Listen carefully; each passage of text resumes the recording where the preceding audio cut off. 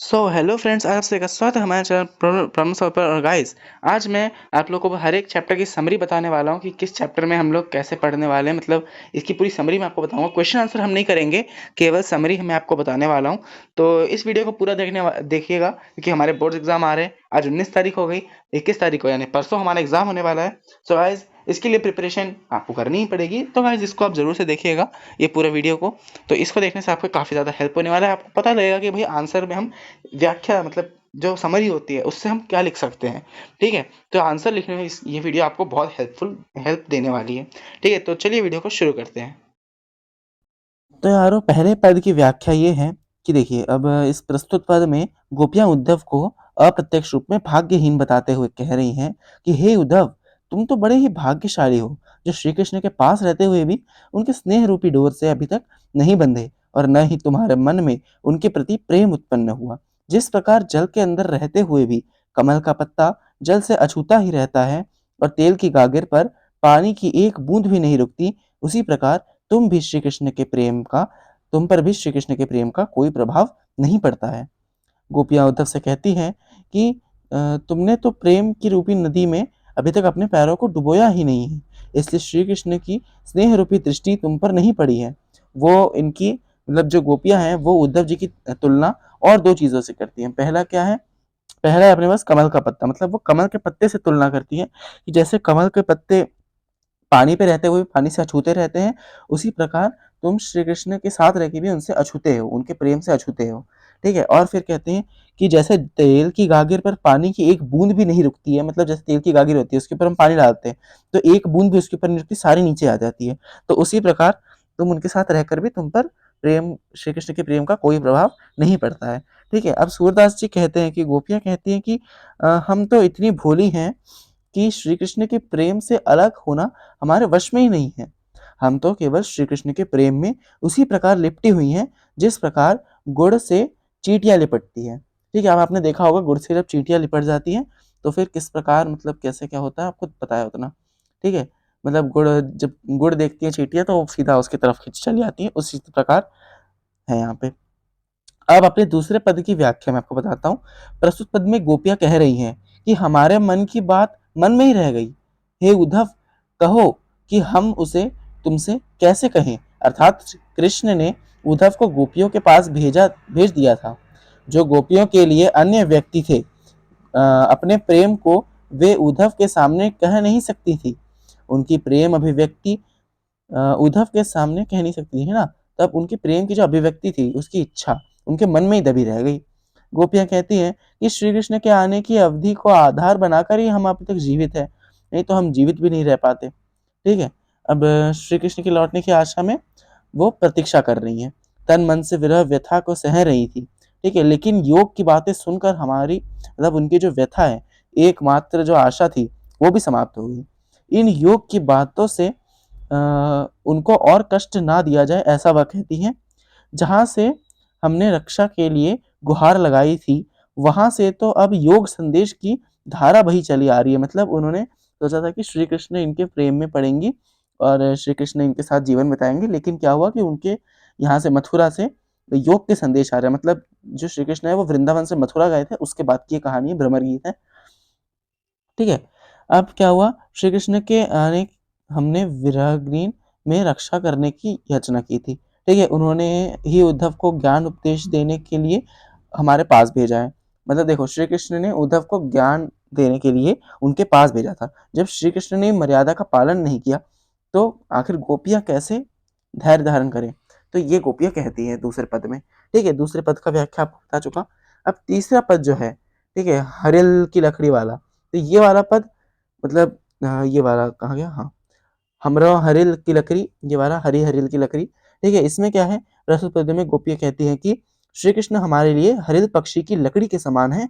जिस प्रकार हरिल पक्षी उड़ते समय अपने पंजों में लकड़ी इस आशा से दबाए रखता है कि वह गिरेगा नहीं, उसी प्रकार हमने भी मन, कर्म और वचन से नंद नंदन को नंद नंदन यानी श्री कृष्ण को दृढ़तापूर्वक अपने हृदय में धारण किया हुआ। मतलब उन्होंने श्री कृष्ण को अपने दिल में जगह दे दी है, उनको दिल में बिठा लिया है। ठीक है? अब क्या हुआ, जागते सोते स्वप्न में दिन में रात में हर जगह वह कान्हा की रट लगाए रहती है। सुनो, उनका जो योग साधना है, ये वह कहती है कि ये उनके लिए कड़वी ककड़ी के समान है, और कहती है कि ये हमें बता के हमारी विरहनी में आग का काम, घी का काम ना करे। ठीक है? अब गोपियाँ कहती हैं कि ये तो तुम योग का संदेश उन्हीं को सुनाओ जिनका मन चक्री के समान हो, मतलब जो चंचल मन के हो। ठीक है? अब अपने पास आता है चौथा पद। चौथे पद में क्या है, राजनीति की बात की गई है। राजनीति यानी देखो, प्रस्तुत पद में गोपियाँ श्री कृष्ण के लिए कह रही हैं, श्री कृष्ण के लिए कह रही हैं कि कृष्ण ने अब राजनीति पढ़ ली है। वे उद्धव की तुलना भ्रमर से करती हैं और कहती हैं कि हे मधुकर, आपकी बातों से आपकी बातों से ही हम अब श्री कृष्ण का सारा हाल जान गई हैं। एक तो वे पहले से ही चतुर थे और अब बड़े-बड़े ग्रंथ पढ़कर और अधिक चतुर हो गए हैं। उनकी बुद्धि इतनी बढ़ गई है कि उन्होंने तुम्हें योग का संदेश देने के लिए भेज दिया। हे उद्धव, पहले के लोग अधिक भले थे, जो एक स्थान से दूसरे स्थान पर लोगों की भलाई के लिए जाया करते थे।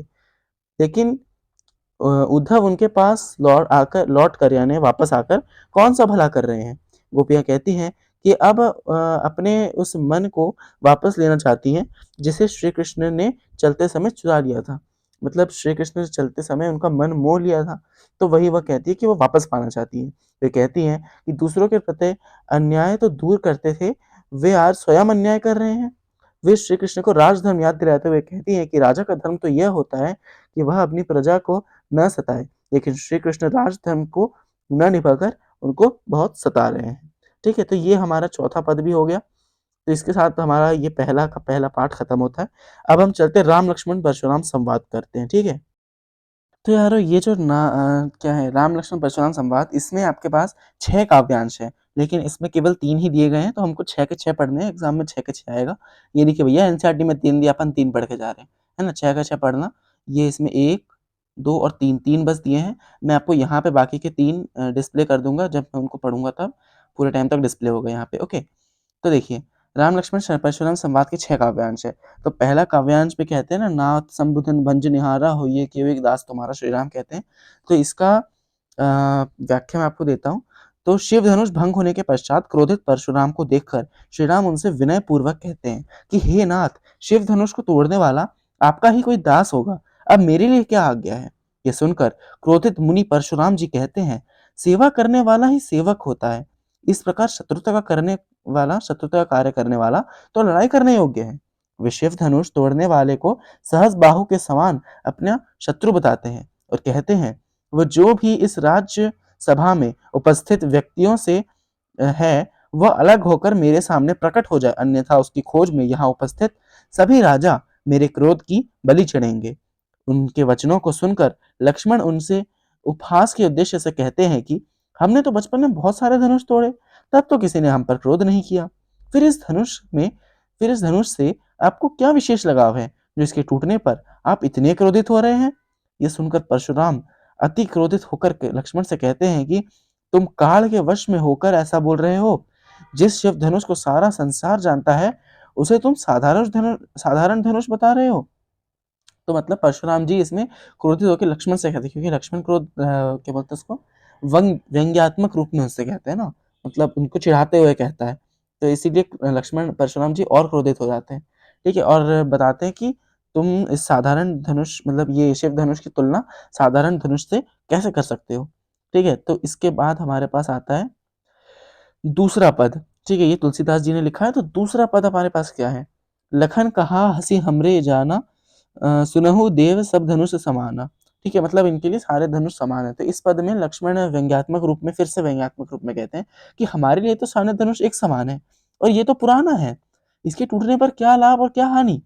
श्री राम ने तो इसे बस देखा ही था, और उनके छूने मात्र से ही ये टूट गया, तो इनमें उनका क्या दोष? उनका क्रोध तो आपका क्रोध तो अकारण ही है। तब अपने फरसे को देखकर परशुराम जी कहते हैं कि हे दुष्ट, तुम मेरा स्वभाव नहीं जानते, बालक समझकर मैं तुम्हारा वध नहीं कर रहा, और तुम मुझे साधारण मुनि समझ रहे हो। सारा संसार मुझे क्षत्रिय कुल का द्रोही और बाल ब्रह्मचारी के रूप में जानता है। उनके बारे में अनेक बार मैंने इस धरती के राजाओं की मान मर्दान को धरती ब्राह्मणों को दान में दे दी। मतलब उनकी जो धरती थी, उनकी जो लैंड थी, जमीन, वो ब्राह्मणों को दान में दे दी थी। अब सहस बाहु की भुजाओं को काटने वाले मेरे इस फरसे को देखो, और अकारण ही मरकर अपने माता पिता के लिए शोक का कारण मत बनो, क्योंकि मेरा यह फरसा तो माँ के गर्भ में ही शिशु को मारने में सक्षम है। तो मतलब परशुराम जी कहते हैं कि तुम मुझसे मत उलझो, मेरा ये जो फरसा तुम देख रहे हो, फरसा यानी कुल्हाड़ी, ठीक है, बड़ा सा एक एक्स रहता है, आपने माइनक्राफ्ट खेली होगी तो आपको पता है एक्स है, ठीक है। अब उस एक्स से वो कहते हैं कि गर्भ में पल रहे शिशु की जान लेने में सक्षम है, ठीक है। वैसे मेरे को तो लगता है कि भाई हर एक फरसे से माँ के गर्भ में पल रहे शिशु की जान ली जा सकती है, तो उनके फरसे में तो कुछ मेरे को खास लगता नहीं है। वेल अब उन्होंने कहा है तो मैंने भी इसमें बताया है। ओके, अब तीसरा पद जो है ये वाला, क्या है ये, बिहसी लखनऊ बोले मृदबानी अहो मुंशी महाभट मानी, ठीक है। तो इसमें व्याख्या, इसकी व्याख्या क्या है, तो देखिए परशुराम के वचनों को सुनकर लक्ष्मण हंसते हुए मृद वाणी में बोले कि स्वयं को महाबलशाली कहने वाले आप बार बार मुझे फरसा दिखाकर वैसे ही भयभीत कर रहे हैं जैसे फूंक मारकर पहाड़ को उड़ा रहे हो। हम काशी फल जैसे निर्बल नहीं है। काशी फल यानी कुमड़ा, यानी कद्दू, कद्दू का फल होता है ना, कद्दू होता है वही, उसकी जैसे कमजोर नहीं है जो आपके तर्जनी देख के, तर्जनी यानी इंडेक्स फिंगर, तर्जनी देखने मात्र से डर जाए। लक्ष्मण आगे कहते हैं कि कुठार व धनुष बाण धारण किए हुए आपके वेश को देखकर मैं अभिमान पूर्वक आपसे कुछ नहीं बोला। यानी उनके कुठार और धनुष बाण को देखकर वो उनसे अभिमान पूर्वक अभी तक कुछ नहीं बोले थे, ठीक है। आपके जनेऊ को देखकर ही, आपके इतने कठोर वचनों को सुनकर भी मैं अब तक शांत हूँ। हमारे कुल की परंपरा के अनुसार हम गाय, ईश्वर भक्त, देवता और ब्राह्मणों पर वीरता नहीं दिखाते, क्योंकि इन्हें मारने पर पाप लगता है और इनसे हारने पर अक्षय मिलता है। तो लक्ष्मण जी कहते हैं कि उनके कुल के अनुसार, उनके कुल की परंपरा है ऐसी कि वो गाय, ईश्वर के भक्त को, देवता को और ब्राह्मणों पर वीरता नहीं दिखाते, ठीक है। इनको मारने पर पाप लगता है और उनसे हारने पर अक्षय, अक्षय यानी, कमेंट करके बताइए अक्षय यानी क्या होता है, ठीक है। चलिए देखते हैं किसको कितना पता है।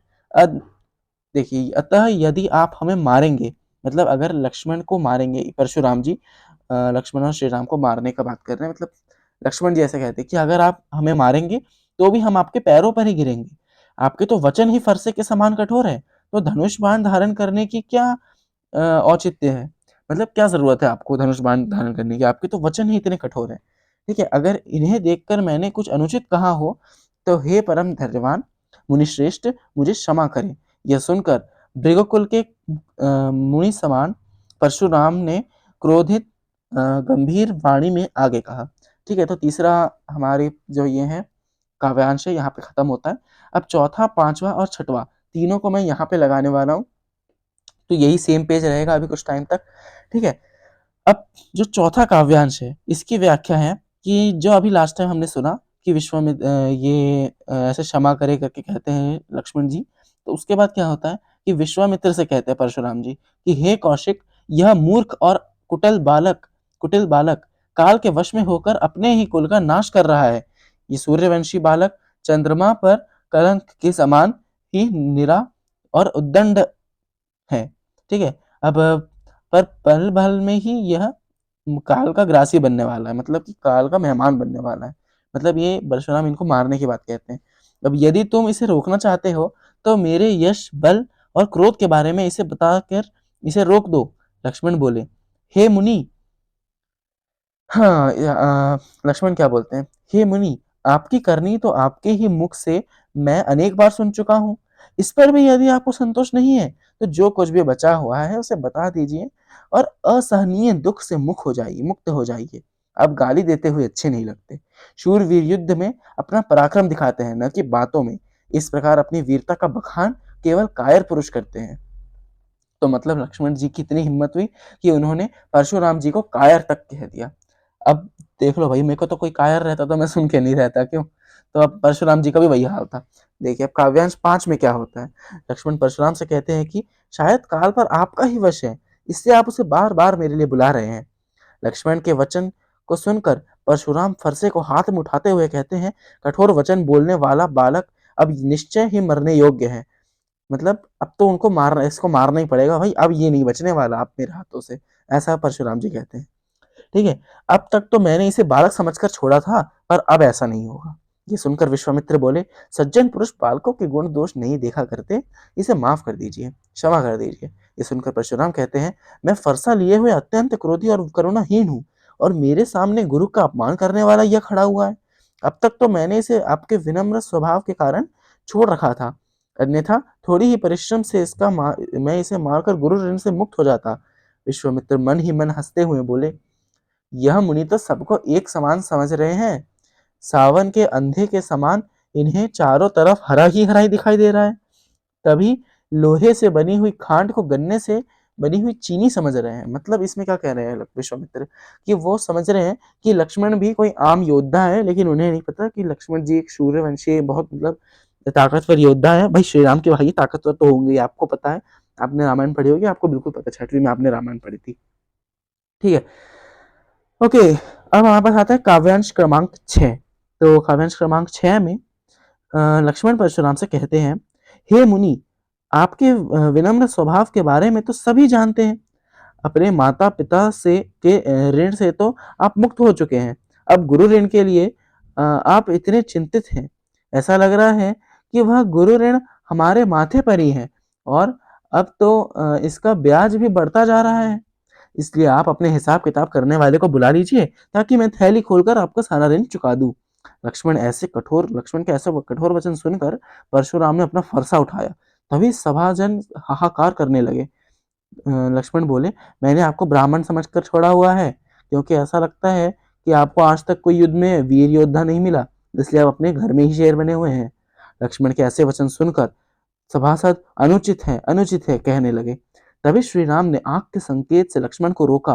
परशुराम के क्रोध रूपी अग्नि में लक्ष्मण के वचनों ने आहुति का काम किया।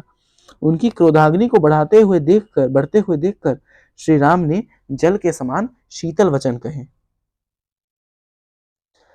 ओके, तो इतना हो गया हमारे पास क्या बोलते हैं इसको, राम लक्ष्मण परशुराम संवाद के पूरे जो है अपने पास पूरे के पूरे काव्यांश की व्याख्या मैंने आपको बताई। अब हम चलते हैं अपने अगले पार्ट आत्मकथ्य की ओर। तो यारो अब हम पढ़ने वाले हैं अपने आत्मकथ्य। अब आत्मकथ्य में क्या है, देखिए सबसे पहले जो ये मैं आपको पता बता देता हूँ कितना मैं आपको पहले की व्याख्या सुनाऊंगा। तो पहला मैं आपको यहाँ तक की व्याख्या सुनाता कम करता हूँ, है ना, इतनी व्याख्या मैं आपको सुनाता हूँ, फिर इसके आगे का सुनाऊंगा। तो इसमें कवि कहता है कि गुंजन करते भंवरे और डालों से मुरझाकर गिरती पत्तियां जीवन की करुण कहानी सुना रहे हैं। उसका अपना जीवन भी व्यथाओं की कथा है। इस अनंत नीले आकाश के तले नृत्य प्रति असंख्य जीवन इतिहास आत्मकथाएं यानी, है ना, जीवन इतिहास यानी आत्मकथाएं लिखे जा चुके हैं। इन्हें लिखने वालों ने अपने आप को ही व्यंग्य तथा उपहास का पात्र बनाया है। कवि मित्रों से पूछता है कि क्या यह सब देखकर भी वे चाहते हैं कि वह अपनी दुर्बलताओं से युक्त आत्मकथा लिखे। इस खाली गागर जैसी महत्वहीन आत्मकथा को पढ़कर उन्हें क्या सुख मिलेगा। ठीक है, तो पहला मैंने आपको बताया, इतना आपको बताया, ठीक है। अब हम करने वाले इसके आगे, अब हम करने वाले ये अरे खिलखिलाकर हंसने वाली उन बातों की, ठीक है, ये लास्ट लाइन तक। तो देखिए अब इसकी क्या व्याख्या है, इसकी व्याख्या है कि कवि अपने मित्रों से कहता है कि कहीं ऐसा ना हो कि मेरे रस शून्य खाली गागर जैसे जीवन के बारे में पढ़कर तुम स्वयं को ही अपराधी समझने लगो। तुम्हें ऐसा लगने लगे कि तुमने ही मेरे जीवन के रस चुराकर अपनी सुख की गागर को भरा है। कवि कहता है कि वह अपनी भूलों और ठगे जाने के विषय में बताकर अपनी सरलता की हंसी नहीं उड़ाना चाहता। वह अपने प्रिय के साथ बिताए हुए जीवन के मधुर क्षणों की कहानी किस बल पर सुनाए। वे खिलखिलाकर हंसते हुए की गई बातें अब तक असफल प्रेम कथा बन चुकी हैं। ठीक है, उन भूली हुई मधुर स्मृतियों को जानकर वह अपने मन को व्यथित नहीं करना चाहता। हो गया, ओके। इसके बाद हम यहाँ से करेंगे मिला कहाँ वह सुख जिसका, ठीक है, यहाँ से लेकर सीवन को उधेड़ कर देखोगे, ठीक है। तो इसकी व्याख्या ये है कि इसमें कवि कहता है कि मैंने जीवन में जो सुख के सपने देखे थे वे कभी साकार नहीं हुए। सुख मेरी बाहों में आते आते मुझे तराश कर भाग गए। मेरे अपने प्रिय को पाने का सपना अधूरा ही रह गया। मेरे प्रिय के गालों पर छाई लालिमा इतनी सुंदर और मस्ती भरी थी कि लगता था कि प्रेममयी उषा भी अपनी मांग में सौभाग्य सुंदर भरने के लिए उसी से लालिमा लिया करती थी। आज मैं, मतलब कवि कह रहा है, ठीक है, आज मैं एक थके हुए यात्री के समान हूँ। प्रिय की स्मृतियां मेरे इस जीवन यात्रा में पथ्य भोजन के समान है। उन्हीं के सहारे मैं जीने का बल जुटा पा रहा हूँ। मैं नहीं चाहता कि कोई मेरी इन यादों की गुदड़ी को उधेड़ कर मेरे हृदय में झांके। मित्रों, आत्मकथा लिखकर मेरी वेदना में स्मृतियों को क्यों जगाना चाहते हो? ठीक है, इतना हो गया। अब इसके आगे का मैं बताता हूँ आपको। तो ये लास्ट की 4 लाइनें, छोटे से जीवन की कैसे कथाएँ आज कहूँ, है ना? यहाँ से इसमें कवि कहना चाहता है, कवि का कहना है कि उनका जीवन एक साधारण सीधे-साधे व्यक्ति की कहानी है। इस छोटे से जीवन को बढ़ा-चढ़ा कर लिखना उनके लिए संभव नहीं है। इस पाखंड के बजाय तो उसका मौन रहना और दूसरों की यश गाथाएँ सुनते रहना ही अच्छा है। वह अपने मित्रों से कहता है कि वे उस जैसे भोले-भाले, निष्कष्ट, दुर्बल हृदय सदा छले जाते रहे व्यक्ति की आत्मकथा सुनकर क्या करेंगे? उनको इसमें कोई उल्लेखनीय विशेषता या प्रेरणापद बात नहीं मिली। मतलब उनको ऐसा नहीं लगता कि उनके लाइफ में कुछ हुआ है इम्पोर्टेंट या फिर कुछ हुआ है, तो उनको नहीं लगता कि उनका आत्मकथा लिखना कोई मतलब बन रहा है। ठीक है? अब इसके अतिरिक्त वह आत्मकथा लिखने का उचित समय भी नहीं जानते। ठीक है? उनको नहीं लगता कि ये उनका उचित समय है आत्मकथा लिखने का।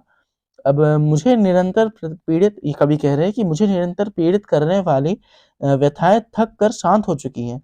मैं नहीं चाहता कि आत्मकथा लिखकर मैं उन कटु व्यथित करने वाली स्मृतियों को फिर से जगा दूँ।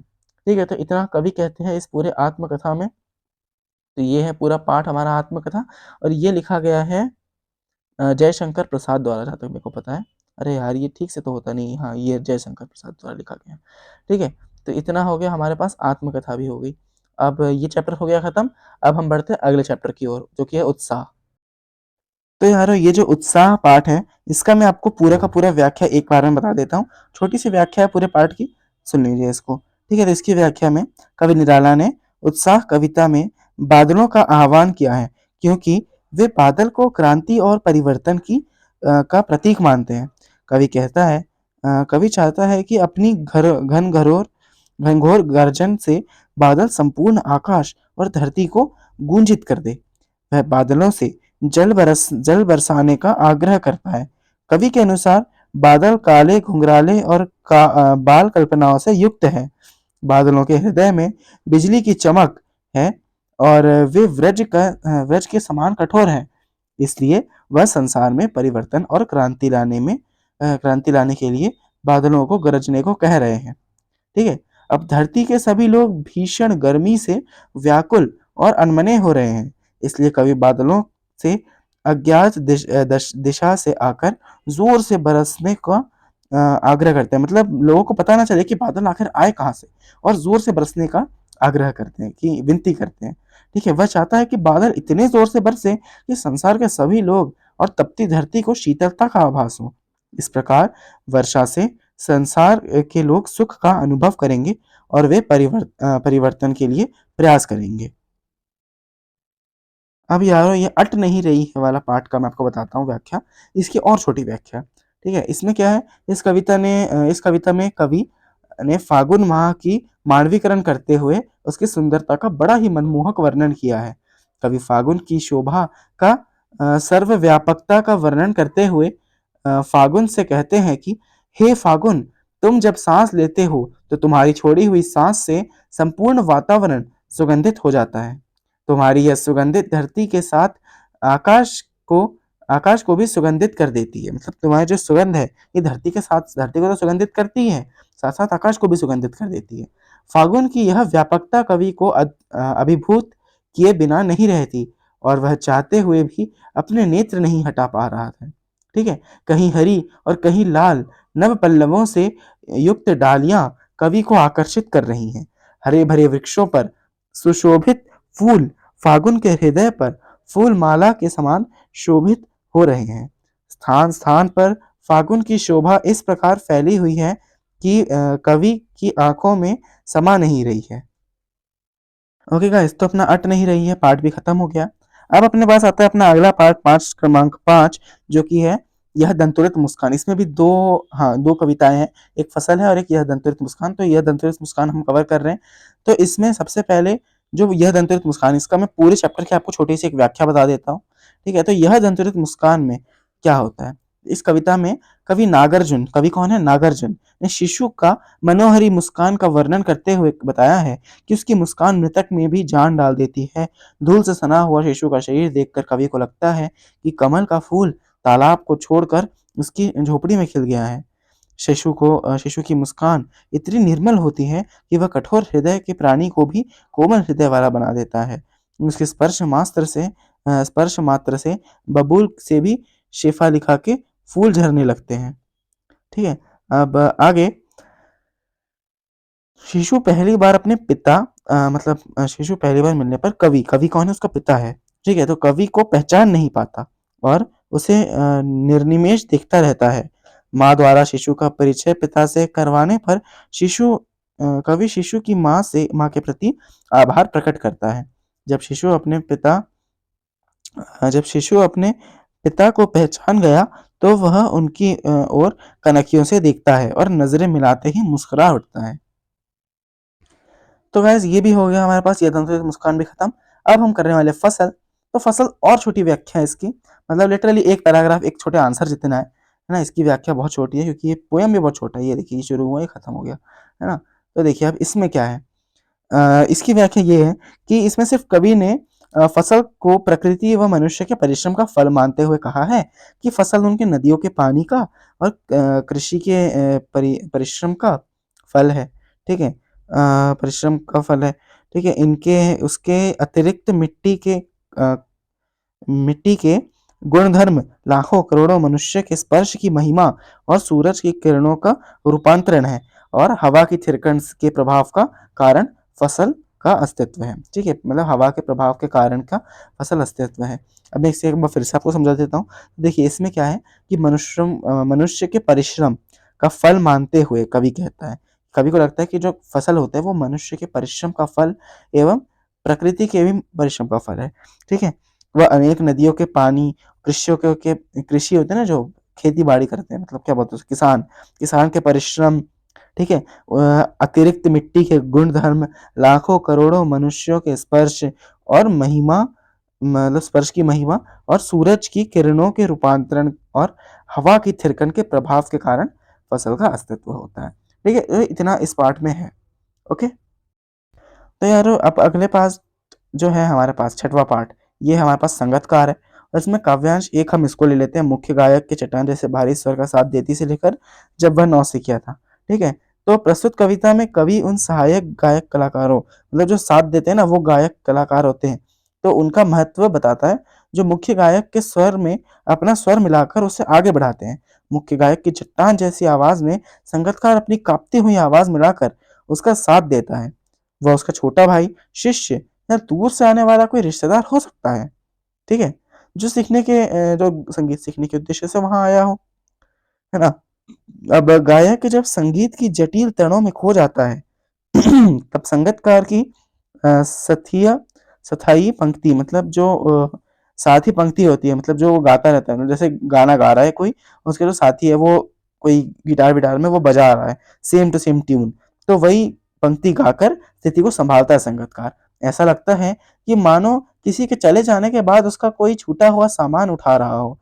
संगीतकार मुख्य गायक को एहसास दिलाता है कि जब मुख्य गायक ने नया नया गाना शुरू किया था तब वह भी संगीतकार ही था। अब हमारे पास जो बचा कुचा है उसको हम काव्यांश दो लेके उसकी व्याख्या मैं आपको बताता हूँ।